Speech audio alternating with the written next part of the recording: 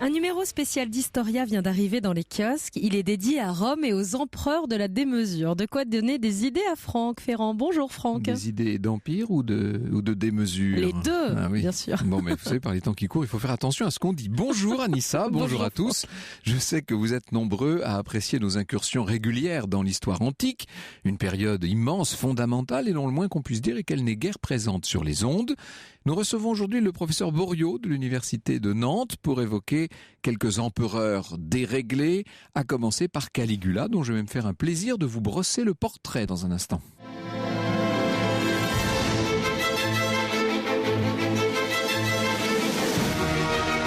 Europe 1, 14h, 15h, au cœur de l'histoire. Franck Ferrand. 24 janvier de l'an 41 après Jésus-Christ. Nous sommes dans la galerie d'un théâtre.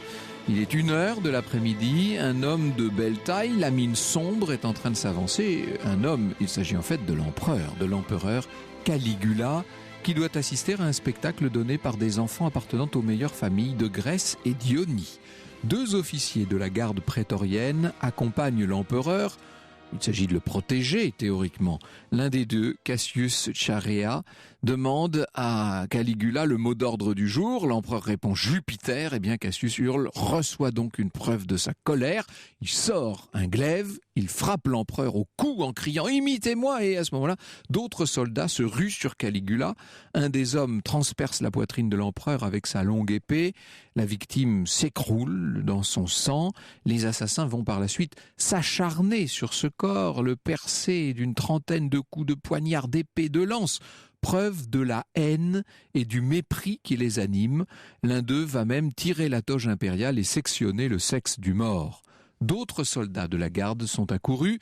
Ils tentent ce qu'ils peuvent contre les assassins, trop tard. D'ailleurs, certains vont être tués pour rien, car l'empereur Caligula, 28 ans, vient d'être assassiné après seulement 3 ans et 10 mois de règne. Un règne qui pourtant avait bien commencé et qui n'aurait jamais laissé présager à ses débuts une fin tellement tragique.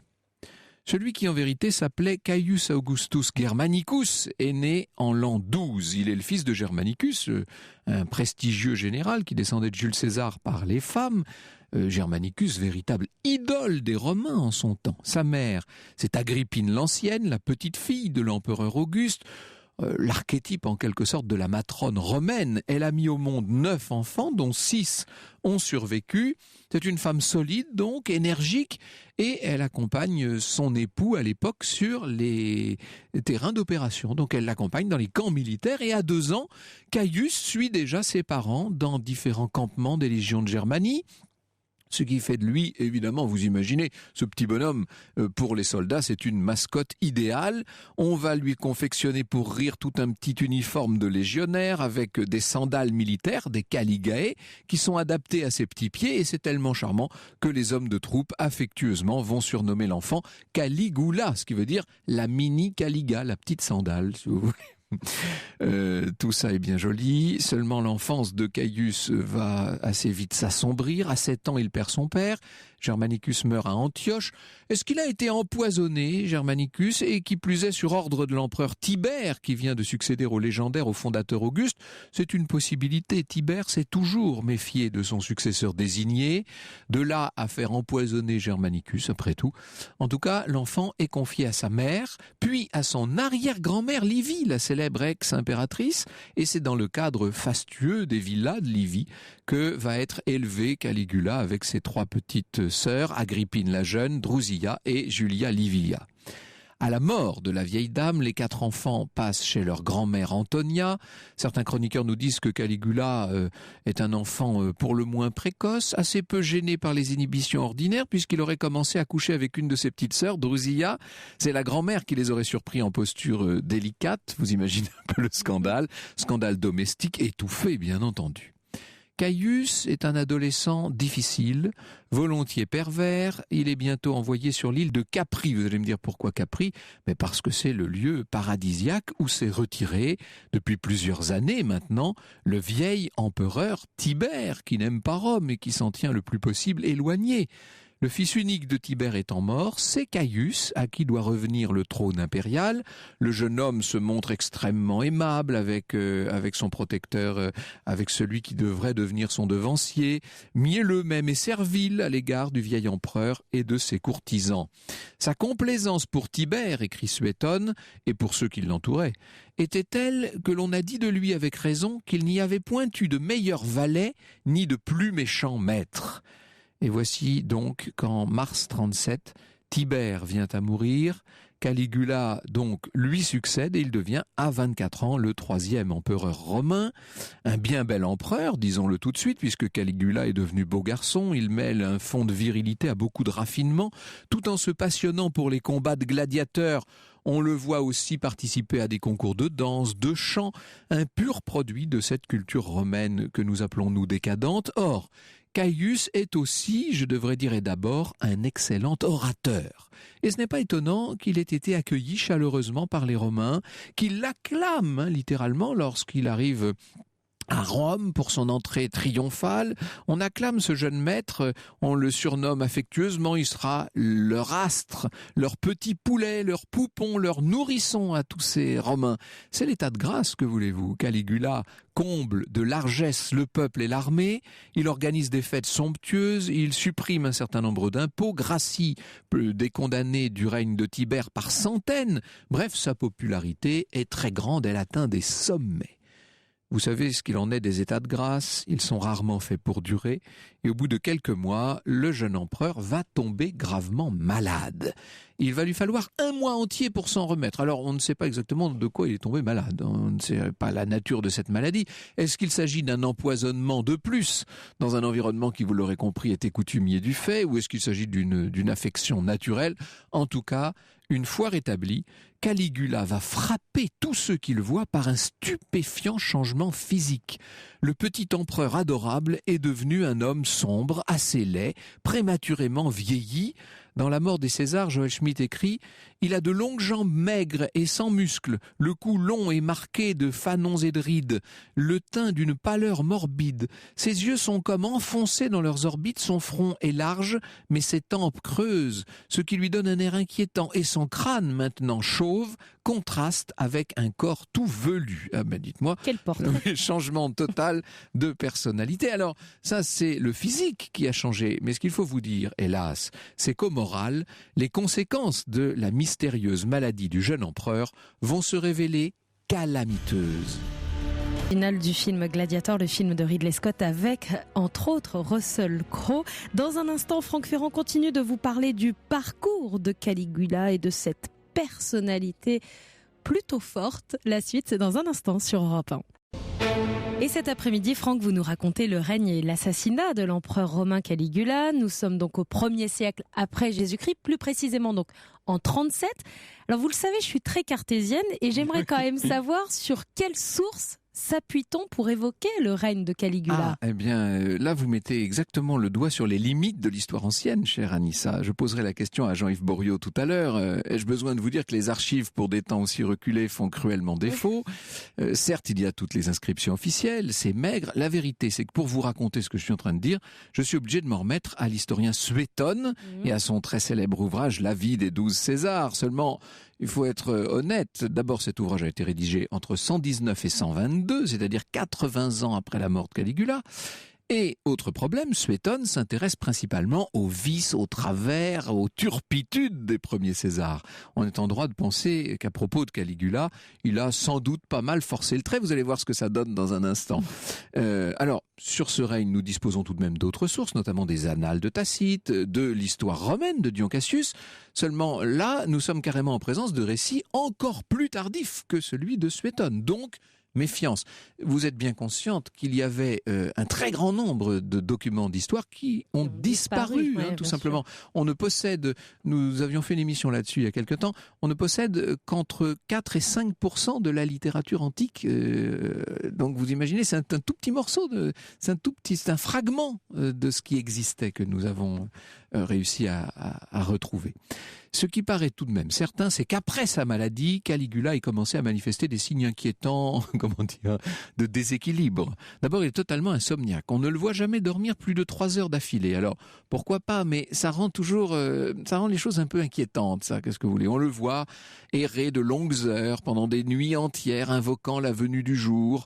Il invite la lune à venir pour lui recevoir des baisers dans sa couche, partager sa couche. Enfin bon, on raconte que lors des banquets, Caligula avale d'énormes perles dissoutes dans du vinaigre. Ça nous rappelle Cléopâtre, dont nous parlions tout à l'heure, ainsi que des aliments qu'il fait couvrir d'une fine couche d'or. Vous savez, ça c'est le raffinement romain, vous me direz jusque-là, pourquoi pas. L'or néanmoins est une obsession chez Caligula.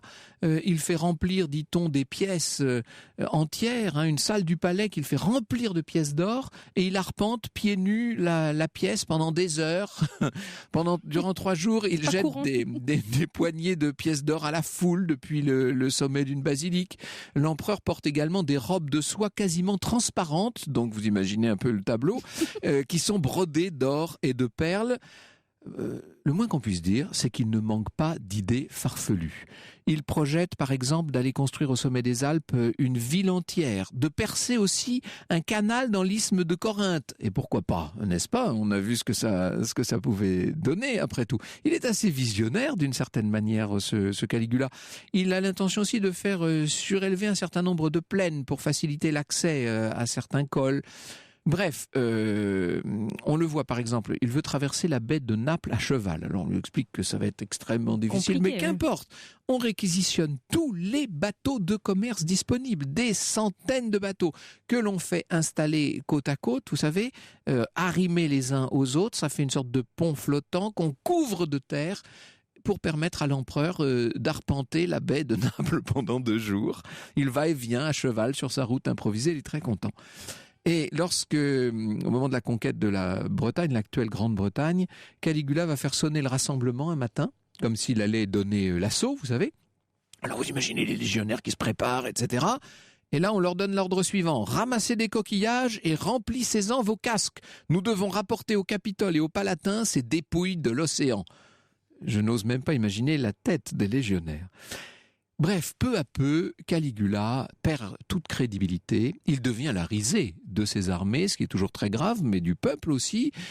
Il se prend pour un dieu, ce qu'il a encore dans les pratiques de l'Empire romain naissant n'a rien de si étonnant. Il veut qu'on le divinise. Il importe par exemple de Grèce un certain nombre de statues des plus grandes divinités, et alors on remplace la tête des statues par la sienne.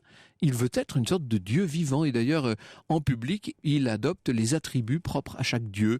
Le caducée de Mercure, la couronne d'Apollon, selon les circonstances et selon l'humeur du jour. J'allais dire selon l'humeur de l'heure, parce qu'il n'y a pas une humeur par jour chez Caligula, il y en a 30. On le voit transformer le temple de Castor et Pollux à Rome, merveilleux petit temple, en un oratoire à sa gloire. Une statue en or du dieu empereur est même dressée, revêtue chaque jour d'un costume qui est exactement semblable à celui que porte l'empereur. Vous voyez un peu.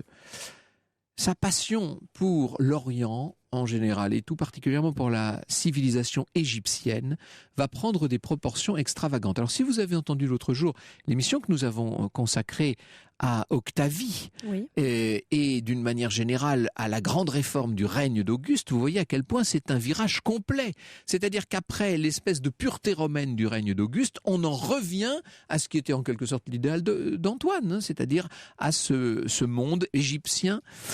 Il va transformer la Respublica romaine en monarchie à l'orientale, dit-on dans les rangs du Sénat, où quand même les pitreries de l'empereur commencent à agacer pas mal de monde. On le voit introduire la pratique de la prosternation. Vous imaginez comme les empereurs sont ravis de venir lui baiser les pieds. Sa vie personnelle d'ailleurs est tout aussi extravagante. Souvenez-vous que dans son adolescence, il avait déjà eu des comportements un peu bizarres. Et bien après la mort de sa première épouse, on le voit assister aux noces de Pison et de Livia Orestilla. Il trouve la fiancée à son goût, eh bien, il s'empare d'elle en pleine cérémonie, il force Pison à lui céder son épouse, et puis au bout de quelques jours, eh bien, il la répudie. Quelques mois plus tard, il enlève à son mari une belle femme, Lolia Paulina, qu'il prend là encore pour femme et qu'il renvoie comme une malheureuse. Après quoi, Caligula va s'en prendre à Caesonia Milona, une femme plus âgée que lui, déjà mère de 3 filles, connue pour ses mœurs légères. Il l'enlève à son mari, bon, vous me direz, c'est devenu presque une habitude. Il l'épouse et va naître de leur union une fille, Julia Drusilla, et Suétone dit qu'elle serait née le jour du mariage de ses parents, vous voyez un peu. Caligula a sans doute également eu des liaisons incestueuses avec ses 3 sœurs, ça ne vous surprendra même plus maintenant. Également des relations avec son beau-frère, sans oublier toutes sortes de liaisons avec toutes sortes de prostituées, ES ou ES, peu importe.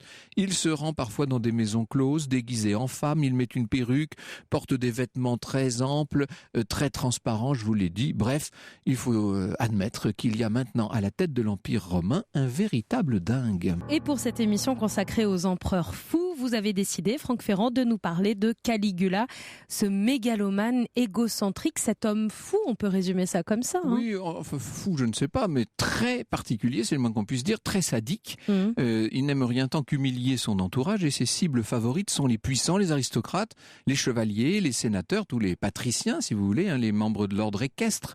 Catherine Salle, dans l'article qu'elle consacre à Caligula, dans le numéro spécial d'Historia qui nous intéresse, nous dit « Lors de ses promenades, il oblige des sénateurs à courir près de sa voiture. » Imaginez les gros sénateurs en train de courir. L'image est assez drôle. Voir ces vénérables messieurs empêtrés dans leur toge, dans la poussière, le fait mourir de rire. D'honorables citoyens sont enfermés dans des cages où ils doivent se tenir à 4 pattes comme des bêtes. Une nuit, 3 anciens consuls sont convoqués au Palatin. Tout tremblants, les 3 vieillards doivent monter sur une estrade et soudain, au son d'une musique tonitruante, Caligula, vêtu d'une robe transparente, se met à danser et demande à ses 3 autres ce qu'ils pensent de ce nouveau pas de danse qu'il a inventé. Vous voyez un peu. Alors on connaît bien sûr l'anecdote de la nomination de son cheval préféré, Citatus, au rang de consul, manière d'insulter publiquement les magistrats romains. Pour humilier les sénateurs, ajoute Catherine Salle, il invente une distraction érotique de fort mauvais goût. Lors des banquets officiels, il fait défiler devant lui les femmes de la noblesse venues avec leurs maris, les examine longuement à la manière d'un marchand d'esclaves, puis pendant le repas, sort de la salle avec celle qui lui a plu. Il revient ensuite avec la malheureuse élue et devant le mari consterné mais muet, loue ou critique ouvertement point par point ce qu'il a trouvé d'agréable ou de déplaisant dans le physique de la dame avant de décerner une note à sa façon de faire l'amour. Il va jusqu'à installer un lupanar dans son palais, dans lequel les passes, dit-on, coûtent très cher. Dans les banquets, Caligula s'en donne à cœur joie pour humilier son entourage. Un jour, il rit. Alors les consuls qui sont à côté de lui demandent ce qu'il fait rire et il répond « Oh, c'est que je pense que sur un simple coup de tête, je peux vous faire égorger tous les 2 à l'instant. » Vous imaginez quand même que tout ça commence à inquiéter les gens. Ils se lèvent parfois la nuit pour aller dans les souterrains du palais assister aux tortures et aux exécutions des prisonniers, raconte Joël Schmitt. Ah, comme il aime entendre leurs hurlements, leurs râles et voir leur visage blêmir sous la mort. Entre parenthèses, ça me fait rire de voir ce genre de notation tirée on ne sait d'où, puisqu'encore une fois, on a très peu de sources. Bref, il est arrivé, nous dit-on, que Caligula oblige des sénateurs à percer de leur poinçon un de leurs collègues, à l'étriper. Ensuite, on fait traîner les entrailles et les membres du malheureux par les rues de Rome. Et pendant plusieurs jours, on le voit faire battre avec des chaînes un intendant des jeux. Si, par exemple, il trouve un repas trop long, il lui est arrivé d'envoyer chercher dans les cachots des condamnés à mort et de les faire décapiter. Ça pimente un peu le repas, si vous voulez. Bref. La situation devient intenable. Dites-vous que sur un plan financier, les caisses sont complètement vides. L'empereur a tout dépensé pour bâtir des demeures somptueuses, pour fabriquer des galères qui sont de véritables palais flottants avec des portiques, des thermes, des jardins flottants. Caligula a même mis en vente une partie du patrimoine national pour financer tout ça. Le peuple est accablé d'impôts et de taxes et un peu plus de 3 ans et demi après son avènement, on peut dire de Caligula qu'il s'est mis tout le monde à dos. On ne l'appelle plus maintenant que la chèvre. C'est fini le petit poulet, on en est loin maintenant. En janvier 41, Caligula a vent d'un complot. Il fait ordonner quelques exécutions pour l'occasion. Un astrologue lui annonce une mort prochaine et violente, mais lui est convaincu d'être immortel. Le voici dormant dans la nuit du 23 au 4 janvier dans la chambre impériale où il fait allumer une lampe à huile, nous dit Joël Schmitt. Il rêve alors qu'il se trouve au ciel, à côté du trône de Jupiter, et que ce dieu, le poussant de l'orteil du pied droit, le lance sur la terre. Il se réveille furieux et maudit ce dieu qui ose le dominer. Ça, ce n'était qu'un rêve. Un rêve sans doute prémonitoire pour le tyran barbare, puisqu'il n'a plus désormais que quelques heures à vivre. Bonjour Jean-Yves Boriot, merci beaucoup d'être avec nous. J'ai énormément de questions à vous poser aujourd'hui. Et cet après-midi, vous avez décidé, Franck, de nous parler de ces empereurs fous, avec notamment l'histoire de Caligula que vous venez de nous raconter. Et votre invité cet après-midi, c'est Jean-Yves Boriot, historien, professeur émérite à l'Université de Nantes. Tibère, Caligula, Néron, Domitien et Elagabal étaient-ils insatiables, incestueux, mégalos et cruels, comme c'est dit sur la couverture de ce numéro spécial d'Historia qui s'appelle donc Rome, les empereurs de la démesure. Il y a une part évidente d'exagération dans tout ça. Enfin, ça paraît évident, Jean-Yves Boriot. Bien entendu, bien entendu. Il s'agit en fait de construction rhétorique. Il ne faut pas oublier que dans l'Antiquité grecque et latine, l'histoire relevait justement de ce genre-là. C'est une partie de la rhétorique. Alors, quand on examine les vies de Suétone... Alors, la rhétorique, c'est l'art oratoire destiné à convaincre. Et parmi les chapitres de la rhétorique, parmi les armes à la disposition de l'orateur, il y a l'histoire. C'est comme ça qu'on conçoit l'histoire à Rome. Absolument. Au milieu du discours, vous devez obligatoirement placer des exemples. Des exemples. Et là, avec Suétone, nous avons des exemples construits. Et comme vous l'avez dit tout à l'heure, ces exemples, finalement, se recoupent. Ce qu'on trouve pour Caligula, on le trouve aussi pour Néron, on le trouve, vous l'avez vu il y a quelque temps, pour Commode. Il s'agit de topoi, de lieux communs, obligés. Comme si l'imagination de nos auteurs faisait parfois défaut et qu'ils étaient obligés de trouver aux uns et aux autres les mêmes défauts, d'une certaine manière. Alors, ça va être extrêmement difficile d'effectuer un départ entre ce qui est incontestable et ce qui relève de la fantasmagorie, disons. Bon. Néanmoins, on doit pouvoir dire, il n'y a pas de fumée sans feu, si je puis dire, on doit pouvoir dire que ce jeune empereur Caligula était assez déréglé. Ça a laissé quelques traces, ça. Alors, tout de même. Si l'on en croit, si l'on en croit Suétone et Dion Cassius... Alors là, il était même carrément fou. Carrément. Mais justement, il faut faire très très attention. Il y a un fond, c'est absolument certain, il y a un fond de dérèglement psychologique. D'ailleurs, dans les années 60-70, ici en France, beaucoup de psychologues et de psychiatres se sont intéressés au cas. Et on peut encore trouver des articles consacrés au cas Caligula. C'est-à-dire au cas quasiment clinique. Carrément, clinique, oui, bien entendu. Alors, et le problème que se posent ces psychologues, ces psychiatres, c'est celui de l'épilepsie. Quand il était tout jeune, il a eu des crises d'épilepsie. Et le problème que posent les psychiatres est le suivant. Est-ce que cette épilepsie infantile, si je puis dire, a pu avoir des répercussions sur son comportement d'adulte? Alors, adulte avec des guillemets, parce qu'il ne faut pas oublier qu'il est mort à 28 ans. Je rassure tous nos très nombreux auditeurs épileptiques, on peut être atteint d'épilepsie sans pour autant être criminel en série. Ah oui. Le grand Jules César lui-même était épileptique. Voilà. Et alors, si bien que, comme effectivement, il n'y a pas de répercussions en principe sur la vie de l'adulte, les psychiatres, les psychologues ont cherché ce que pouvait être cette maladie de Caligula. Alors on a parlé de cataplexie, je cite, de pycnolepsie, etc. Et on a parlé de l'amoralisme du psychopathe. Et en fait... En gros, les psychiatres sont d'accord sur un point, c'est quelqu'un qui souffre d'incontinence affective, je cite. C'est-à-dire que c'est quelqu'un qui n'a pas véritablement de surmoi. Lorsqu'il a envie de tuer, eh bien, il tue. Comme un enfant exécute immédiatement ce dont il a envie. Il faut reconnaître qu'il s'est retrouvé très jeune, doté de pouvoirs infinis. Et donc, ça doit être assez perturbant pour un psychisme un peu délicat ou un peu fragile comme le sien, que de savoir que quelle que soit la sentence qu'il prononce, elle va être exécutée. Ça doit donner une sorte de vertige. C'est passionnant pour les auteurs. Ça, d'ailleurs, certains vont s'en emparer, bien entendu. Bien entendu. Et il ne faut pas oublier que Camus fait dire à Caligula, c'est drôle, quand je ne tue pas, je me sens seul. Oh, c'est incroyable. Incroyable. Alors, si on veut expliquer les choses, non pas les comprendre, mais les expliquer, je crois qu'il faut revenir quand même sur un épisode dont vous avez parlé, c'est-à-dire ce stage obligé à Capri. Auprès d'un empereur qui est complètement paranoïaque. Il n'est pas tendre, c'est le moins qu'on puisse dire. Il ne faut pas oublier que Tibère, lorsqu'il convoque des devins dans son palais de Capri, eh bien, le devin qui vient de lui parler de son avenir. Ce devin doit rentrer en passant par une passerelle au-dessus d'un ravin, et en général, eh bien, cette passerelle, on la fait pivoter, et le devin se trouve précipité pour ne pas dans la mer. qu'il puisse aller raconter ce qu'il avait dit à l'empereur. Et selon la légende, il n'y en a qu'un qui s'en serait tiré, évidemment, puisque après à la fin de leur entretien, Tibère aurait dit au devin en question, bon, écoute, prévois toi-même ton avenir immédiat. Et là, comme le devin est passé par toutes les couleurs de l'arc-en-ciel, voyant ce qui risquait de lui arriver, eh bien, Tibère l'aurait sauvé et ce serait gracié, l'aurait gracié, d'autant que ça aurait été peut-être un de ses maîtres, enfin peu importe. Donc ce gamin qui se retrouve là, qui sait qu'il est le successeur désigné de Tibère, qui doit ramper littéralement devant Tibère, n'est pas, le moins qu'on puisse dire, c'est qu'il n'est pas aidé.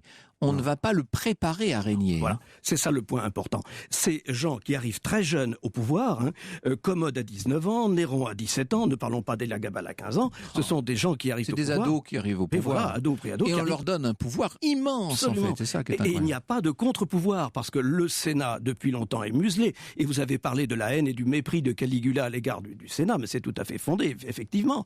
Et il va constamment humilier ces sénateurs. Vous avez évoqué plusieurs épisodes qui vont dans ce sens-là. Les sénateurs, en fait, ne peuvent plus jouer leur rôle de contre-pouvoir. C'est ces gens de la classe sénatoriale qui sont de grands propriétaires terriens, qui ont eu longtemps le pouvoir sous la, entre guillemets, république, la libera civitas. Eh bien maintenant, ils n'ont plus aucun rôle politique. Alors ça, là, nous abordons l'histoire au sens propre. Nous quittons la petite histoire et l'anecdote de Suétone pour entrer dans la grande histoire incontestable. On peut dire de Caligula que pour des raisons qui nous échappent peut-être aujourd'hui, en tout cas, il a de plein fouet heurté l'autorité de l'ordre patricien. Et donc ça, il s'est mis à dos toutes les plus grandes familles de Rome. Il ne pouvait pas survivre à une chose pareille. Non. Il a régné 3 ans. Mais ces 3 années ont été des années de combat entre ces sénateurs qui sont toujours autour de lui. Et ça, Camus le montre bien dans sa pièce. Ces sénateurs sont toujours là, ils font partie de sa cour. Et ces gens-là, pour fluidifier, si je puis dire, la vie politique de Rome à ce moment-là, n'ont qu'une solution, le meurtre.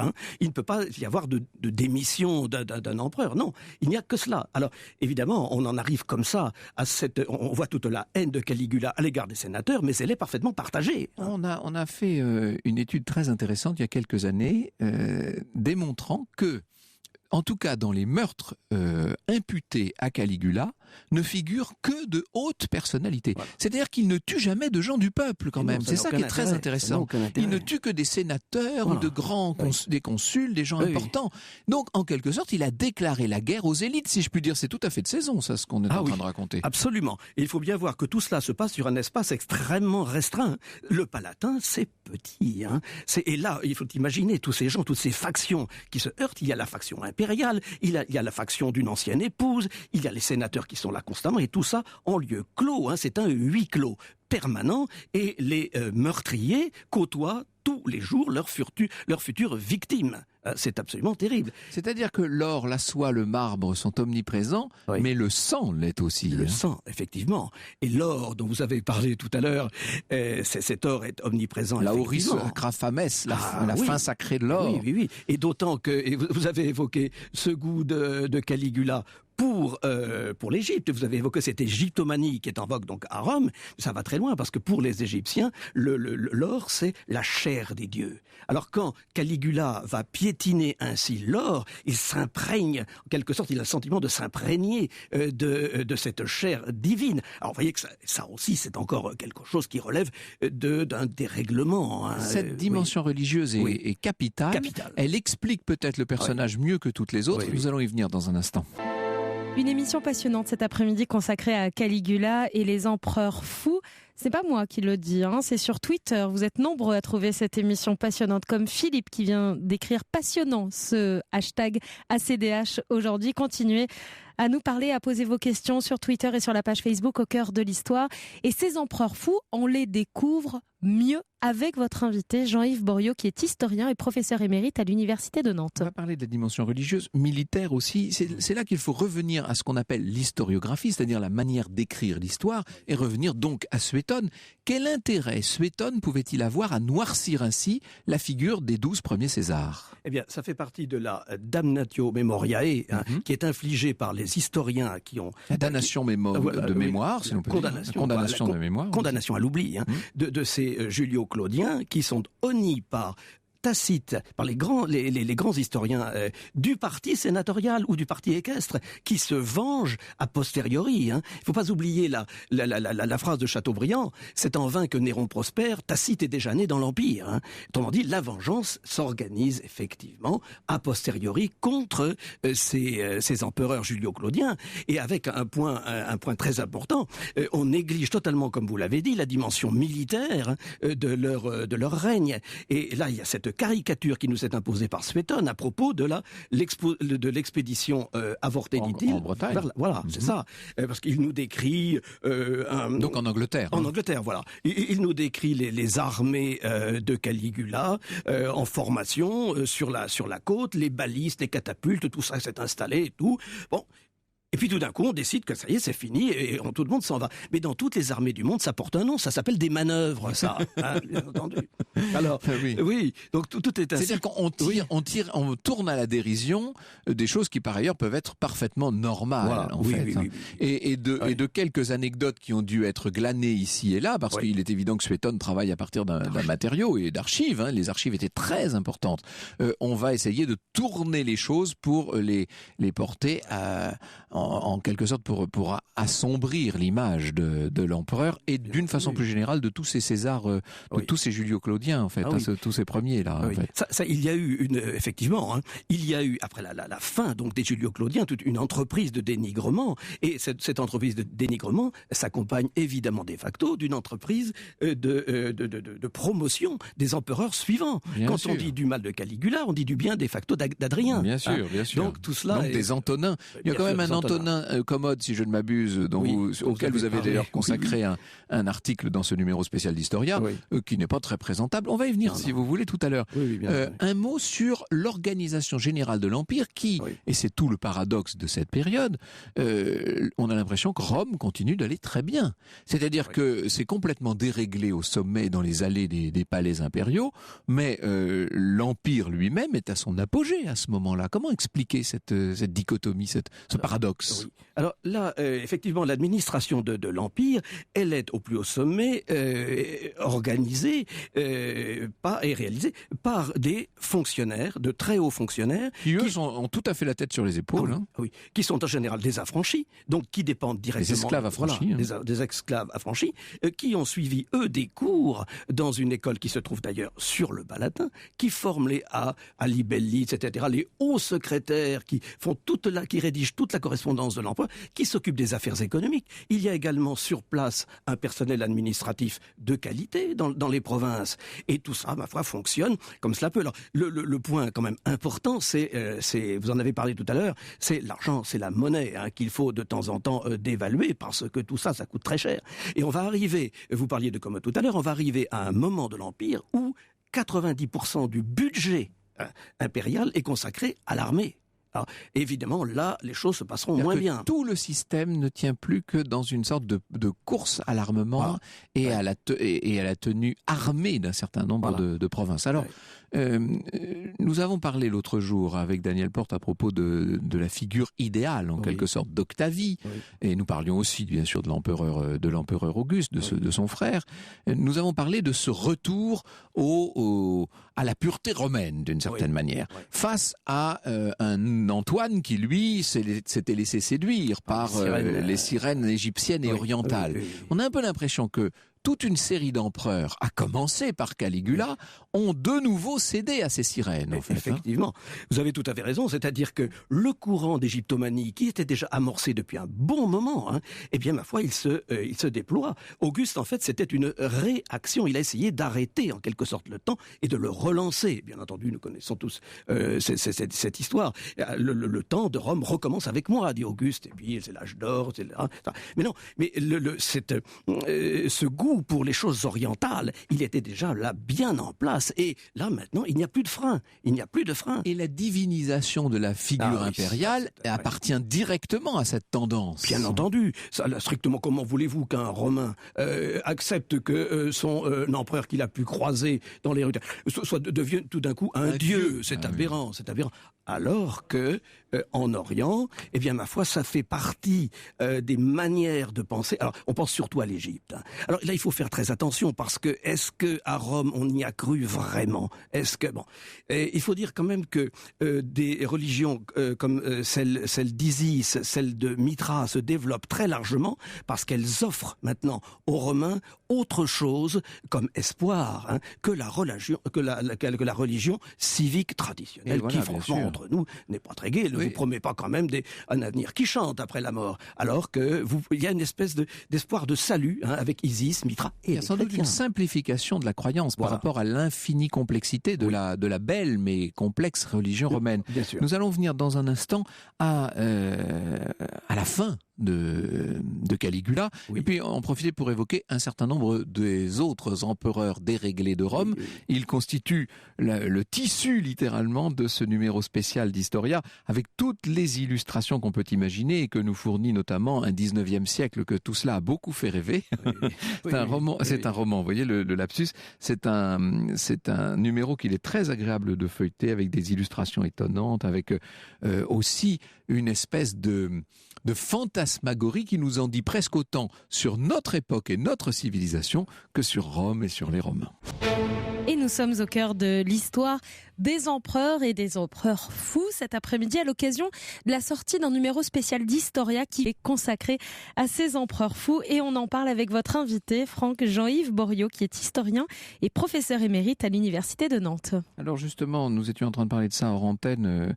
C'est Kamel de Lyon, enseignant et fidèle auditeur, qui nous parle d'un épisode, semble-t-il, tiré de Dion Cassius. Hein, on est au moment de la fête des Gaules à Lyon et on dit que Caligula aurait fait exécuter le roi berbère de Maurétanie, Ptolémée II. On est en l'an 40 pour une histoire de couleur pourpre de sa toge, couleur réservée aux empereurs. Vous dites que ça fait partie des légendes colportées justement hein, par Dion Cassius en l'occurrence. C'est une légende sur laquelle on est très évidemment par définition pour une légende, il s'agit d'un épisode légendaire sur lequel on est très peu et très mal documenté. Ah oui, bien sûr. Alors il y aurait comment d'ailleurs quand même j'ai raconté la mort sanglante et, entre nous soit dit, assez propre de Caligula. On aurait pu imaginer qu'il meurt dans des circonstances beaucoup plus saumâtres, étant donné ce qu'il avait fait subir à tant et tant de personnes.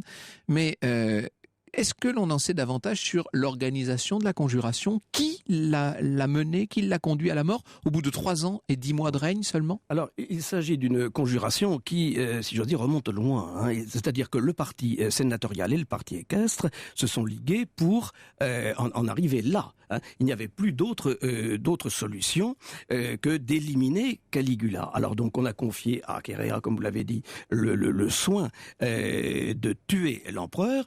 Et en fait, ce récit hein, de Suétone, il est complété par d'autres récits et qui vont dans le même sens, même si certains éléments ne concordent pas. Mais ce qu'il y a de terrible dans cette affaire, c'est que tout nous est raconté comme s'il s'agissait d'un sacrifice. Hein. Et tout le rite est là. Vous savez que le sacrifice se fait en 2 temps. Il y a un coup pour assommer, un coup pour tuer.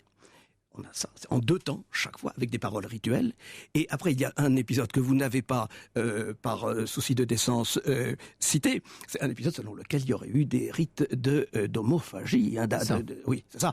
On aurait mangé de la chair de Caligula. Hein. Et vous voyez, on a tout ce qui est sacrificiel dans cette histoire-là. Il s'agit de montrer que Caligula est une bête et qu'on le traite comme tel. Je disais propre, finalement, c'est peut-être pas le mot qui convient. Pas si propre que ça. Alors, vous évoquez dans ce numéro spécial d'Historia toutes sortes de personnalités.